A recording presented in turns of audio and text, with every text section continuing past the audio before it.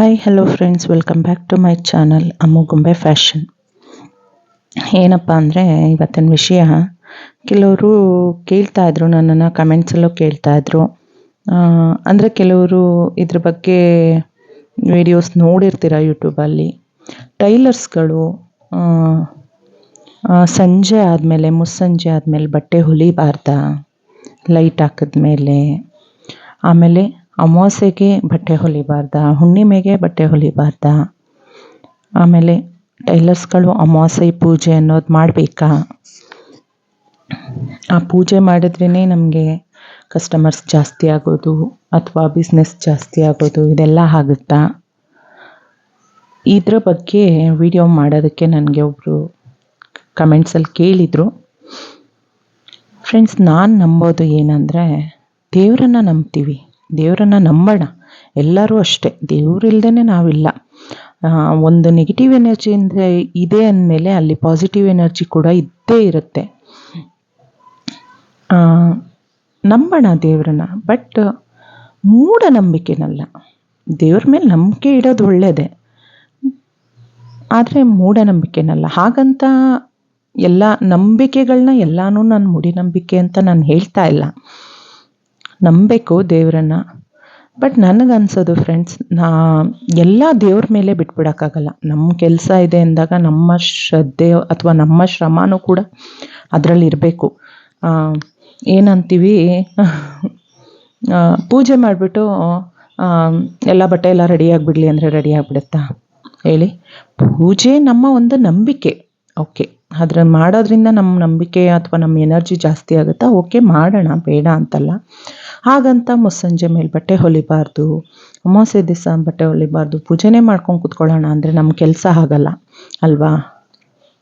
ಅದರಿಂದ ನಾನು ಹೇಳೋದೇನೆಂದರೆ, ಪೂಜೆ ಮಾಡಿ, ಇಲ್ಲ ಅಂತಲ್ಲ, ನಾನು ಕೂಡ ಪೂಜೆ ಮಾಡ್ತೀನಿ. ಶುಕ್ರವಾರ ಮಾಡ್ತೀನಿ, ಗುರುವಾರ, ಡೈಲಿನೇ. ಇವಾಗ ನಾವು ಎದ್ದು ಸ್ನಾನ ಮಾಡಿ ಪೂಜೆ ಮುಗಿಸಿ ದೇವರಿಗೆ ಒಂದು ನಮಸ್ಕಾರ ಹಾಕಿ ಬಂದೇನೆ ನಾನು ಟೈಲರ್ ಮಿಷಿನ್ಗೂ ಕೂಡ ನಮಸ್ಕಾರ ಹಾಗೆಯೇ ನನ್ನ ಕೆಲಸನ ನಾನು ಸ್ಟಾರ್ಟ್ ಮಾಡೋದು.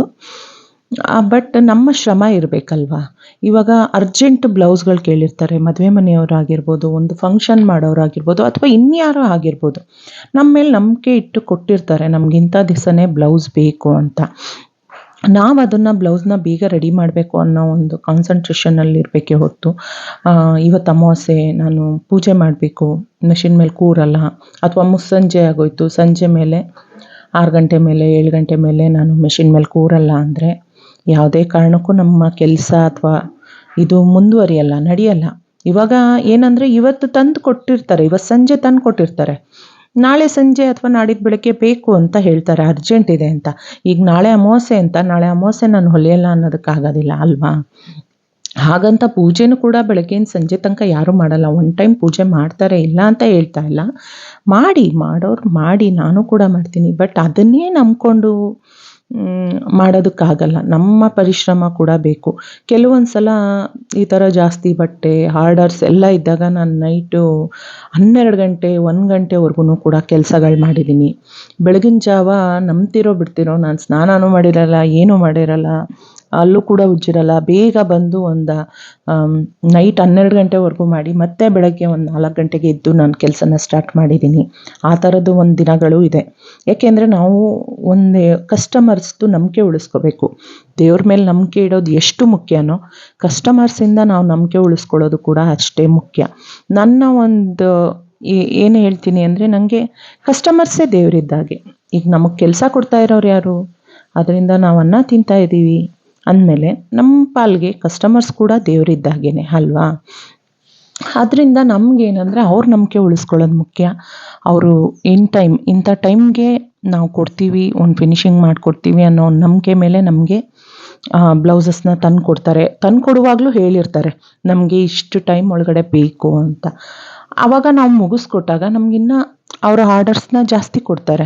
ನಮಗೆ ಇವರು ಕರೆಕ್ಟಾಗಿ ಫಿನಿಶಿಂಗ್ ಆಗಿ ಬ್ಲೌಸ್ ಫಿನಿಶಿಂಗ್ ಆಗಿರ್ಬೋದು, ಅಥವಾ ಇನ್ ಟೈಮಿಗೆ ಕೊಡ್ತಾರೆ ಅನ್ನೋದು ಅವ್ರಿಗೂ ಖುಷಿ ಆದರೆ ನಮಗೆ ಕೆಲಸ ಜಾಸ್ತಿ ಆಗುತ್ತೆ, ಆರ್ಡರ್ಸ್ ಜಾಸ್ತಿ ಬರುತ್ತೆ, ದುಡಿಮೆನೂ ಕೂಡ ಜಾಸ್ತಿ ಆಗುತ್ತೆ. ಆಮೇಲೆ ಒಬ್ಬರಿಗೆ ನಾವು ಚೆನ್ನಾಗಿ ಸ್ಟಿಚ್ ಮಾಡಿಕೊಡೋದ್ರಿಂದ ಅವರು ಇನ್ನೊಬ್ರಿಗೂ ಕೂಡ ಹೇಳ್ತಾರೆ. ಒಂದು ಫಂಕ್ಷನಲ್ಲಿ ಅವರು ಬ್ಲೌಸ್ ಹಾಕ್ಕೊಂಡು ಹೋಗಿದ್ದನ್ನು 4-6 ಜನ ನೋಡ್ತಾರೆ ಅಲ್ವಾ? ಆ ಥರ ನೋಡಿದವರು ಎಲ್ಲಿ ಹೊಲಿಸಿದ್ರಿ, ಎಲ್ಲಿ ಸ್ಟಿಚ್ ಮಾಡಿಸಿದ್ರಿ, ಚೆನ್ನಾಗಿದೆ ಅಂತ ಹೇಳಿದಾಗ ಇನ್ನೊಂದೇ 2-3 ಜನ ಕಸ್ಟಮರ್ಸು ಅಥವಾ ಇನ್ನು ಒಬ್ಬರೇ ಆಗಿರ್ಬೋದು, ನಮಗೆ ಜಾಸ್ತಿ ಆಗೇ ಆಗ್ತಾರೆ ಅಲ್ವಾ. ಅದರಿಂದ ನಾನು ಹೇಳೋದು, ದೇವರನ್ನ ನೀವು ನಂಬಿ ಬಿಡಿ. ನಂಬ್ತೀವಿ, ನಾನು ಕೂಡ ದೇವ್ರನ್ನ ನಂಬ್ತೀನಿ, ಇಲ್ಲ ಅಂತಲ್ಲ. ಹಾಗಂತ ದೇವರನ್ನೇ ಮಾಡ್ಕೊಂಡು ಕೂತ್ಕೊಳ್ಳೋದಲ್ಲ, ನನ್ನ ಶ್ರಮ ಕೂಡ ಇದ್ದೇ ಇರುತ್ತೆ. ಆಮೇಲೆ ಸಂಜೆ ಹೊತ್ತು ಕೂತ್ಕೊಳ್ಳೋಕೆ ಹಂಗೆಲ್ಲ ಇಲ್ಲವೇ ಇಲ್ಲ. ಆರ್ಡರ್ಸ್ ಜಾಸ್ತಿ ಇದ್ದಾಗ ನಾವು ನೈಟ್ 12 ಗಂಟೆ ಆದರೂ ಕೆಲಸ ಮಾಡಬೇಕು, ಮಿಷಿನ್ ಮೇಲೆ ಹೊಲಿತಾನೆ ಕೂತಿರಬೇಕು, ಮತ್ತೆ ಮಧ್ಯರಾತ್ರಿನೂ ಎದ್ದು ಹೊಲಿಬೇಕು. ಇವಾಗ 1 ವೀಕ್ ಒಳಗಡೆ ನಿಮಗೆ ಮದುವೆ ಆರ್ಡರ್ಸು ತುಂಬ ಬಂದಿರುತ್ತೆ, 1-2-3 ಮದುವೆ ಆರ್ಡರ್ಸ್ಗಳು ಬಂದಿರುತ್ತೆ. ಆವಾಗ ಏನು ಮಾಡೋಕ್ಕಾಗುತ್ತೆ, ಎಲ್ಲರದು ಫಿನಿಷ್ ಮಾಡಿಕೊಡ್ಲೇಬೇಕಲ್ವಾ. ಹಾಗಂತ ನಮಗೆ ಇವಾಗ ಜಾಸ್ತಿ ಇದೆ, ನಾವು ಹೊಲಿಯಲ್ಲ ಅಂತ ಅವ್ರನ್ನ ವಾಪಸ್ ಕಳಿಸಿದ್ರೆ ಏನಾಗುತ್ತೆ, ಅವ್ರು ಮತ್ತೆ ಇನ್ನೊಂದು ಸಲ ಬರೋದೇ ಇಲ್ಲ ನಿಮಗೆ, ಹೌದಲ್ವಾ. ಅದೇ ನೀವು ಈಸ್ಕೊಂಡು ಎಲ್ಲರದು ಫಿನಿಷ್ ಮಾಡಿಕೊಟ್ಟಾಗ ಅವ್ರಿಗೂ ಖುಷಿ ಆಗುತ್ತೆ, ನಿಮಗೂ ಆರ್ಡರ್ಸ್ ಜಾಸ್ತಿ ಆಗುತ್ತೆ, ಅರ್ನಿಂಗ್ ಕೂಡ ಜಾಸ್ತಿ ಆಗುತ್ತೆ. ನಾವು ಯಾವತ್ತೂ ಒಂದು ಹೇಳೋಣ ಫ್ರೆಂಡ್ಸ್, ಯಾವತ್ತೂ ಕೂಡ ನೀವು ಕಸ್ಟಮರ್ಸ್ ಯಾರೇ ಬಂದು ಬ್ಲೌಸ್ ಸ್ಟಿಚಿಂಗ್ ಏನೇ ಕೇಳ್ಬೋದು, ದಯವಿಟ್ಟು ಇಲ್ಲ ಅಂತ ಮಾತ್ರ ವಾಪಸ್ ಕಳಿಸ್ಬೇಡಿ. ಅವ್ರು ಕೇಳಿದ ಟೈಮ್ಗೆ ಆಗಿಲ್ಲ ಅಂದರೆ ಇನ್ನೊಂದು ಎಕ್ಸ್ಟ್ರಾ ಟೈಮ್ ತೊಗೊಳ್ಳಿ. ಅವ್ರಿಗೆ ಕನ್ವಿನ್ಸ್ ಮಾಡೋದು ನಮ್ಮ ಒಂದು ಇದರಲ್ಲೇ ಇರುತ್ತೆ, ನಮ್ಮ ಕೈನಲ್ಲೇ ಇರುತ್ತೆ.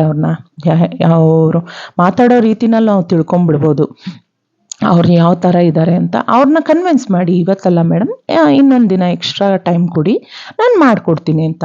ನಮ್ಮ ಟೈಲರ್ಸ್ಗಳಿಗೆ ಗೊತ್ತಿರುತ್ತೆ ನಾವು ಎಷ್ಟು ಟೈಮ್ಗೆ ನಾವು ಒಂದು ಬ್ಲೌಸ್ನ ಸ್ಟಿಚ್ ಮಾಡ್ತೀವಿ ಅನ್ನೋ ಒಂದು ಮೈಂಡ್ಸೆಟ್ ನಮಗಿದ್ದೇ ಇರುತ್ತೆ. ಒಂದು ದಿನದಲ್ಲೇ ಕೂಡ ಎಷ್ಟು ಬ್ಲೌಸ್ ಬೇಕಾದರೂ ನಾವು ಮನಸ್ಸು ಪಟ್ಟರೆ ಸ್ಟಿಚಿಂಗ್ನ ಮಾಡ್ಬೋದು. ನಮ್ಮ ಕೆಲಸ ಅಥವಾ ನಮ್ಮ ಟೈಮ್ ಇದಾಗ್ತಾ ಇಲ್ಲ ಅಂತ ನಾವು ಯಾವತ್ತೂ ಕಸ್ಟಮರ್ಸ್ನ ವಾಪಸ್ ಕಳ್ಸೋದಕ್ಕೆ ಹೋಗಬೇಡಿ. ಏಕೆಂದರೆ ಇವತ್ತು ನೀವು ವಾಪಸ್ ಕಳಿಸ್ಬೋದು, ಒಂದಲ್ಲ ಒಂದು ಟೈಮಲ್ಲಿ, ಅಂದರೆ ಸೀಸನ್ ಟೈಮಲ್ಲೇ ನಿಮಗೆ ಬರೋದು. ಅನ್ಸೀಸನ್ ಟೈಮ್ಗಳಲ್ಲಿ ಏನಾಗ್ಬಿಡುತ್ತೆ, ಖಾಲಿ ಕೂತಿರ್ತೀವಿ. ಅಂಥ ಟೈಮಲ್ಲಿ ಈ ಕಸ್ಟಮರ್ಸ್ನ ಈಗ ವಾಪಸ್ ಕಳಿಸ್ತವ್ರನ್ನ ಬನ್ನಿ ನಾನು ಹೊಲ್ಕೊಡ್ತೀನಿ ಅಂದರೆ ಬರ್ತಾರಾ ಹೇಳಿ.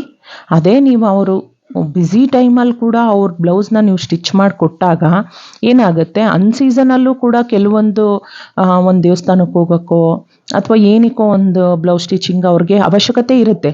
ಅಂಥ ಟೈಮಲ್ಲಿ ಇವ್ರು ಇನ್ ಟೈಮ್ಗೆ ನಮಗೆ ಅಷ್ಟೆಲ್ಲ ಚೆನ್ನಾಗಿ ಹೊಲ್ಕೊಟ್ಟಿದ್ರಪ್ಪ, ಮಾಡಿದರು, ಅವ್ರ ಹತ್ರನೇ ಕೊಡೋಣ ಅಂತ ತಂದು ಕೊಡ್ತಾರೆ ಅಲ್ವಾ. ಅಂಥ ಟೈಮಲ್ಲಿ ಕೂಡ ನಮಗೆ ಬಿಸ್ನೆಸ್ ನಡೆಯುತ್ತೆ. ಆ ಥರ ಯಾವತ್ತೂ ಕೂಡ ಕಸ್ಟಮರ್ಸ್ನ ಯಾವುದೇ ಕಾರಣಕ್ಕೂ ವಾಪಸ್ ಕಳ್ಸೋಕ್ಕೆ ಹೋಗಬೇಡಿ.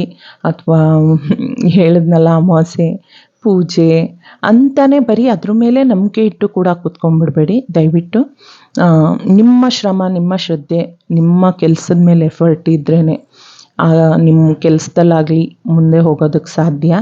ದೇವರನ್ನು ನಂಬಿ ಪೂಜೆ ಮಾಡಿ, ಬೇಡ ಅಂತ ಹೇಳ್ತಾ ಇಲ್ಲ, ಅದನ್ನೇ ಮೂಢನಂಬಿಕೆ ಥರ ಮಾಡ್ಕೊಬೇಡಿ ಅಷ್ಟೇ. ಹಾಗಂತ ಈಗ ಹಲವಾರು ಜನ ವಿಡಿಯೋಸ್ ಮಾಡಿದ್ದಾರೆ, ಅಮಾವಾಸ್ಯೆ ಪೂಜೆ, ಅದು ಪೂಜೆ ಅಂತೆಲ್ಲ, ಅದೆಲ್ಲ ತಪ್ಪು ಅಂತ ಹೇಳ್ತಾ ಇಲ್ಲ. ಅವ್ರವ್ರ ನಂಬಿಕೆ ಅದು ಅವ್ರವರಿಗೆ ಸೇರಿದ್ದು.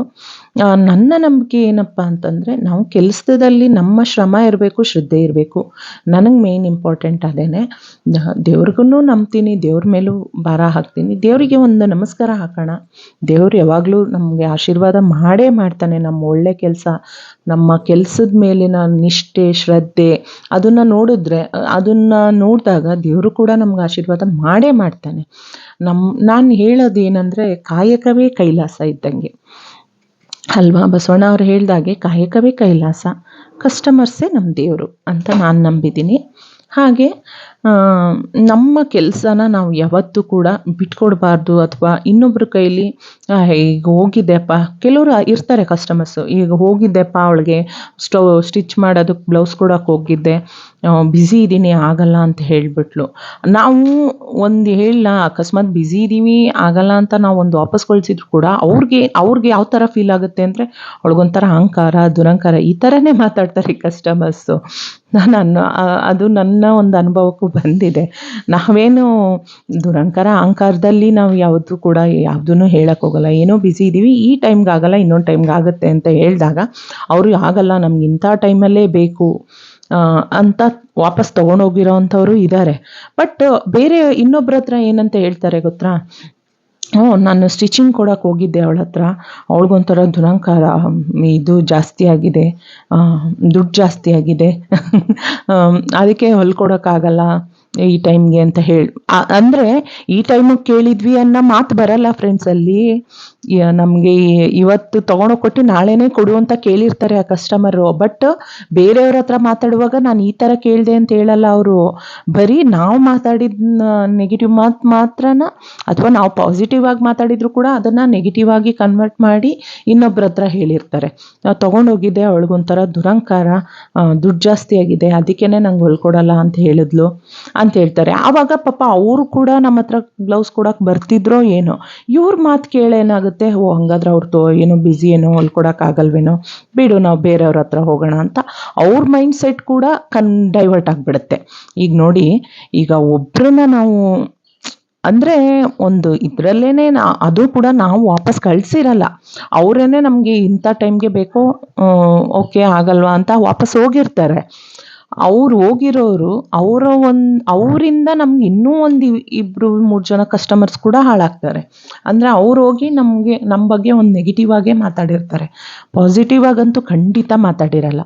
ಆ ಥರ ಆಗುತ್ತೆ. ಅದಕ್ಕೋಸ್ಕರ ನಾನು ಹೇಳೋದು, ಕನ್ವಿನ್ಸ್ ಮಾಡಿ, ಇಲ್ಲ ಆಗುತ್ತೆ ಅಂತ ಇಸ್ಕೊಳ್ಳಿ ಬ್ಲೌಸ್ನ.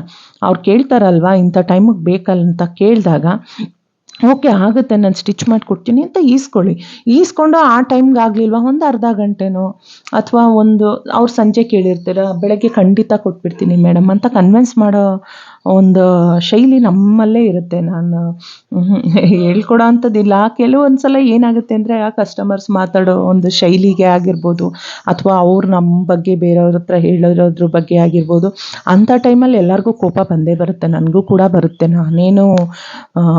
ನಾನೇನು ಸ್ಪೆಷಲ್ ಅಲ್ಲ, ನಮಗೂ ಕೋಪ ಎಲ್ಲ ಬರುತ್ತೆ. ಅಂಥ ಟೈಮಲ್ಲಿ ಹೀಗೋ ಹರ್ಟ್ ಆಗುತ್ತೆ.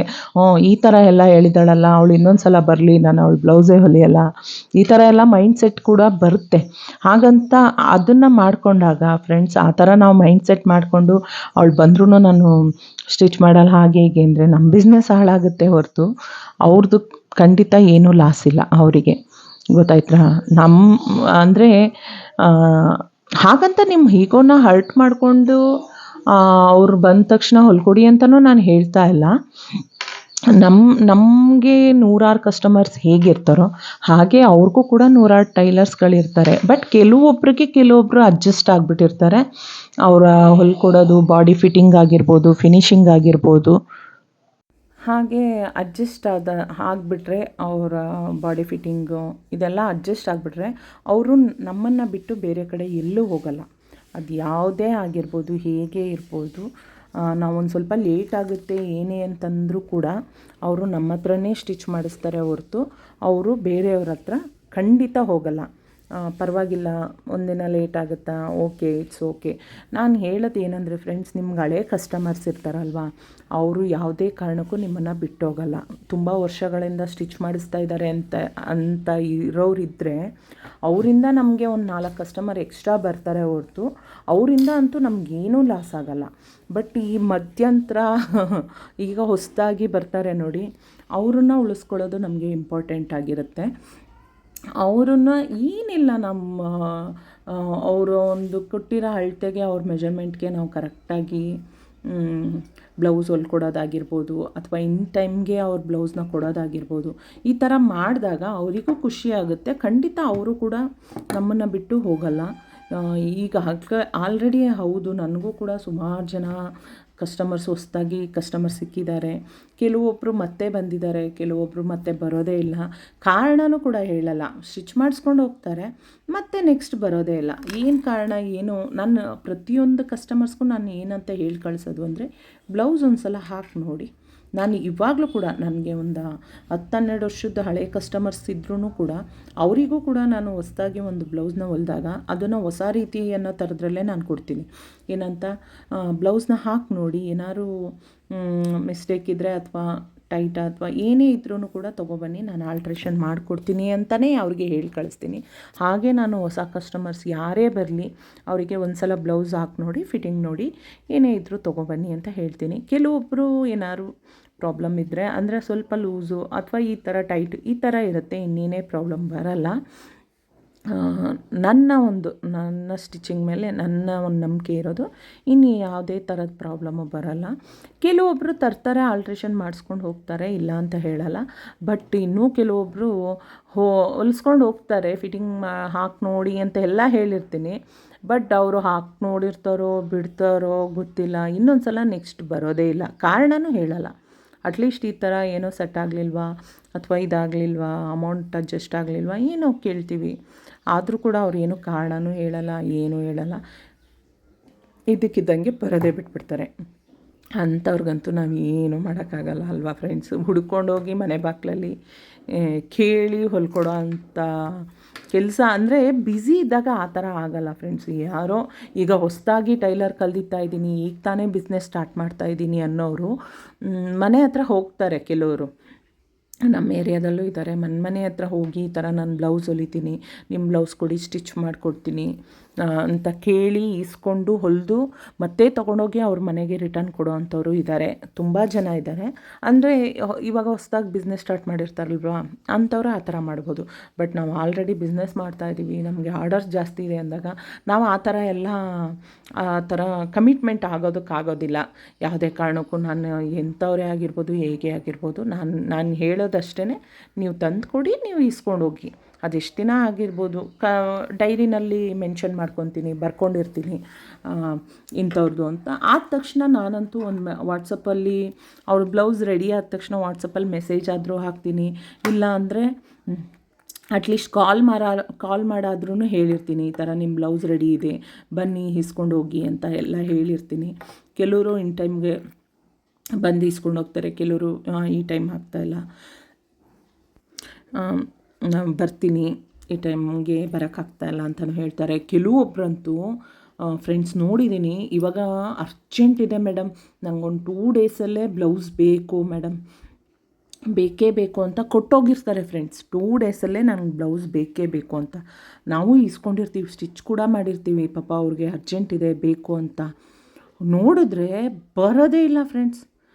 ಒಂದು 2 ಡೇಸ್ ಇರಲಿ, 1 ವೀಕ್, 1 ಮಂತ್ ಆದರೂ ಕೂಡ ಬರೋದಿಲ್ಲ ಗೊತ್ತಾ. ಆ ಥರದ್ದು ಅನುಭವಿಸಿದ್ದೀನಿ. ಆಮೇಲೆ 1 ಮಂತ್ ಆದಮೇಲೆ ಬರ್ತಾರೆ ಇಸ್ಕೊಳ್ಳೋದಕ್ಕೆ. ಅಲ್ಲ 2 ಡೇಸಲ್ಲೇ ಬೇಕು ಅಂದಿದ್ದಕ್ಕೆ ಸ್ಟಿಚ್ ಮಾಡಿ ಇಟ್ಟಿದ್ದೆ ಅಲ್ವಾ, ನೀವು ಅಷ್ಟು ಅರ್ಜೆಂಟಾಗಿ ಕೇಳಿ ಬರಲೇ ಇಲ್ವಲ್ಲ, ಇಷ್ಟು ಲೇಟಾಗಿ ಬರ್ತಾ ಇದ್ದೀರಲ್ಲ ಅಂತ ಕೇಳಿದಾಗ, ಬಿಡಿ ಸ್ಟಿಚ್ ಮಾಡಿಟ್ಟಿದ್ದು ಒಳ್ಳೆಯದೇ ಆಯ್ತಲ್ವಾ ನಾವು ಇಸ್ಕೊಳ್ಳೋದಕ್ಕೆ ಅಂತ ಹೇಳ್ತಾರೆ. ಕೆಲವೊಂದು ಕಸ್ಟಮರ್ಸ್ ಈ ಥರನೂ ಇರ್ತಾರೆ. ಅವ್ರು ಆ ಥರ ಮಾತಾಡಿದಾಗ ಸಡನ್ನಾಗಿ ಹೆಂಗೆ ಹರ್ಟ್ ಆಗುತ್ತೆ ಅಂದರೆ ಅದು ಹೇಳ್ಕೊಳಕ್ಕಾಗಲ್ಲ.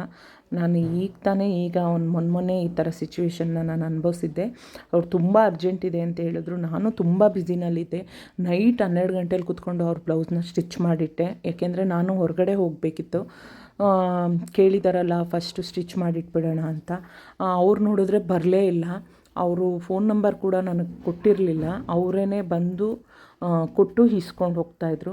ಸರಿ ಆಯಿತು ಬರ್ತಾರೆ ಬಿಡು ಅಂತ ನಾನು ವೆಯ್ಟ್ ಮಾಡಿದೆ. ನೋಡಿದ್ರೆ 1 ಮಂತ್ ಆದಮೇಲೆ ಬಂದಮೇಲೆ ಈ ಥರ ಅರ್ಜೆಂಟ್ ಅಂತ ಹೇಳಿದ್ರೆ ನಾನು ಸ್ಟಿಚ್ ಮಾಡಿಟ್ಟಿದ್ದೆ, ನೀವು ನೋಡಿದ್ರೆ ಇಷ್ಟು ಲೇಟಾಗಿ ಬರ್ತಾಯಿದ್ದೀರಲ್ಲ ಅಂತ ಹೇಳಿದ್ರೆ, ಅಯ್ಯೋ ಬಿಡಿ ಸ್ಟಿಚ್ ಮಾಡಿಟ್ಟಿದ್ದು ಒಳ್ಳೆಯದೇ ಆಯ್ತಲ್ವ, 2 ಡೇಸ್ ಆದ್ರೇನು 1 ಮಂತ್ ಆದ್ರೇನು. ಕೆಲವರು ಎಷ್ಟು ನೆಗ್ಲೆಕ್ಟಾಗಿ ನೋಡ್ತಾರೆ ಅಂದರೆ ಫ್ರೆಂಡ್ಸ್, ನಮಗೂ ತುಂಬ ಬೇಜಾರಾಗುತ್ತೆ ಅಂಥ ಟೈಮಲ್ಲಿ. ಬಟ್ ಏನೂ ಮಾಡೋಕ್ಕಾಗಲ್ಲ. ನಾವು ಒಂದು ಬಿಸ್ನೆಸ್ ಮಾಡ್ತಾಯಿದ್ದೀವಿ ಅಂದರೆ ಈ ಥರ ಕಸ್ಟಮರ್ಸು ಇನ್ನೂ ನಾನಾ ಥರ ಕಸ್ಟಮರ್ಸ್ ಬಂದೇ ಬರ್ತಾರೆ. ಎಲ್ಲದೂ ಸಿಚುವೇಶನ್ನ ನಮ್ಮ ಒಂದು ಮೈಂಡ್ಸೆಟ್ನ ಒಂದು ಕೂಲಾಗಿ ತಾಳ್ಮೆಯಾಗಿ ಇಟ್ಕೊಂಡೇ ನಾವು ಮೇಂಟೈನ್ ಮಾಡಬೇಕು. ಅವ್ರು ಆ ಥರ ಮಾತಾಡಿದ್ರು ಅಂತ ನಾವು ಜೋರಾಗಿ ಏನೇ ಆಗಲಿ ಮಾತಾಡೋದಕ್ಕಂತೂ ಆಗೋದಿಲ್ಲ ಅಲ್ವಾ. ಮಾತಾಡಿದ್ರೆ ಏನು ಪ್ರಯೋಜನ ಇಲ್ಲ. ಅವ್ರ ಕಸ್ಟಮರು ಬರೋದು ಬಿಡ್ಬೋದು, ಅಥವಾ ಹೇಳಿದ್ನಲ್ಲ ಇನ್ನೊಬ್ರ ಹತ್ರ ಹೋಗಿ ನಾನು ಒಂದು ಸ್ವಲ್ಪ ಆ ಟೈಮಲ್ಲಿ ನಿಮಗೇನು ಅಂದರೆ ಮೈಂಡ್ ಸೆಟ್ಟಲ್ಲಿ ಓಡ್ತಾ ಇರುತ್ತೆ, ಇಲ್ಲ ಅಂತಲ್ಲ. ಇವೊಮ್ಮೆ ಈ ಥರ ಮಾತಾಡ್ತಾರೆ, ನಾನು ಅಷ್ಟು ಬ್ಯುಸಿನಲ್ಲಿದ್ದು ಹೊಲ್ದು ಮಡಗಿದ್ರೆ ನೋಡು ಎಷ್ಟು ಇದರಲ್ಲಿ ಮಾತಾಡ್ತಾರೆ ಅಂತ ಮೈಂಡ್ ಸೆಟ್ಟಲ್ಲಿ ಓಡ್ತಾ ಇರುತ್ತೆ. ಬಟ್ ಅದನ್ನು ನಾವು ಅವ್ರ ಹತ್ರ ಡೈರೆಕ್ಟಾಗಿ ನಾವು ಅದನ್ನು ಹೇಳೋಕ್ಕಾಗಲ್ಲ. ಏಕೆ ಅಂದರೆ ಅವ್ರು ಬರದೇ ಇದ್ದರೆ ಪರವಾಗಿಲ್ಲ, ಅಟ್ಲೀಸ್ಟ್ ಇನ್ನೊಬ್ಬರ ಹತ್ರ ಹೋಗಿ ಸುಮ್ಮನೆ ನೆಗೆಟಿವ್ ಆಗಿ ಮಾತಾಡಿದ್ರೆ ಅದು ಅವ್ರಿಗೆ ಲಾಸ್ ಅಲ್ಲ, ನಮಗೆ ಲಾಸ್ ಆಗೋದು. ಅದಕ್ಕೋಸ್ಕರ ನಾನು ಅದೆಲ್ಲ ಆ ಟೈಮಲ್ಲೇ ಮೈಂಡನ್ನ ಕೂಲ್ ಅಂತ ಹೇಳ್ಕೊಂಡು ಸ್ವಲ್ಪ ಮೈಂಡ್ ಸೆಟ್ನ ಕೂಲಾಗಿ ಇಟ್ಕೊಂಡು ನಾನು ಅವ್ರಿಗೆ ಹೌದಾ ಸರಿ ಆಯಿತು ತೊಗೊಂಡೋಗಿ ಅಂತ ಅಂದ್ಬಿಟ್ಟು ಅಮೌಂಟ್ ಇಸ್ಕೊಂಡು ಕೊಟ್ಟು ಕಳಿಸಿರ್ತೀನಿ. ಬಟ್ ಕೆಲವೊಂದು ಸಲ ಅನಿಸುತ್ತೆ, ಅಯ್ಯೋ ಬೇಕಿತ್ತಾ ಇದೆಲ್ಲ ಅಂತ. ಬಟ್ ನಾವು ಬಿಸ್ನೆಸ್ ಮಾಡ್ತಾಯಿದ್ದೀವಿ, ಒಂದು ಜವಾಬ್ದಾರಿ ಇದೆ, ನಾವು ಇದ್ರಲ್ಲಿ ಅರ್ನಿಂಗ್ ಮಾಡಲೇಬೇಕು ಅಂದಾಗ ಈ ಥರದ್ದನ್ನೆಲ್ಲ ನಾವು ಫೇಸ್ ಮಾಡಲೇಬೇಕಾಗತ್ತೆ. ಅಂದರೆ ಎಲ್ಲನೂ ಮೈಂಡ್ಸೆಟ್ಟಿಗೆ ತೊಗೊಳಕ್ಕೆ ಹೋಗ್ಬೇಡಿ. ಇವರೊಬ್ಬರು ಕಸ್ಟಮರ್ ಹೋದ್ರೆ ಇನ್ನೊಬ್ಬರು ಕಸ್ಟಮರ್ ಬಂದು ಏನು ಹೇಳ್ತಾರೆ, ಅಬ್ಬಾ ಇನ್ ಟೈಮ್ಗೆ ಕೊಟ್ಟರೆ ನನಗೆ ತುಂಬ ಖುಷಿ ಆಯಿತು, ಥ್ಯಾಂಕ್ ಯು ಸೋ ಮಚ್ ಅಂತ ಹೇಳ್ತಾರೆ. ಆವಾಗ ಇದೆಲ್ಲ ಮರ್ತೋಗಿ ಅದೊಂದು ಪಾಸಿಟಿವ್ದು ಅದೊಂದು ಮೈಂಡಲ್ಲಿ ಕೂತ್ಕೊಂಡಾಗ ಏನು ಅನಿಸುತ್ತೆ, ನಮ್ಗೆ ಇನ್ನೊಂದು ಮಂತ್ವರೆಗೂ ನಮ್ಗೆ ಅದ್ರ ಟೆನ್ಷನ್ನೇ ಇರೋಲ್ಲ, ಖುಷಿಯಾಗಿರ್ತೀವಿ. ಐ ಹೋಪ್ ಈ ವಿಡಿಯೋ ನಿಮ್ಗೆ ಇಷ್ಟ ಆಗಿದೆ ಅಂತ ತಿಳ್ಕೊತೀನಿ. Thank you so much for watching.